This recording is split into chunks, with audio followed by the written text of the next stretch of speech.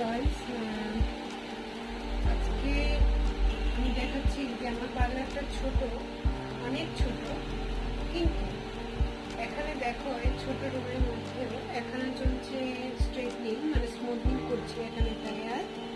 তো এটা রিবন্ডিং চলছে, আর এখানে চলছে আমার ফেশিয়াল,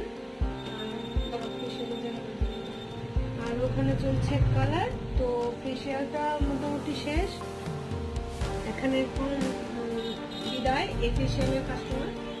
তো আর ওই রুমে আমার বসে আছে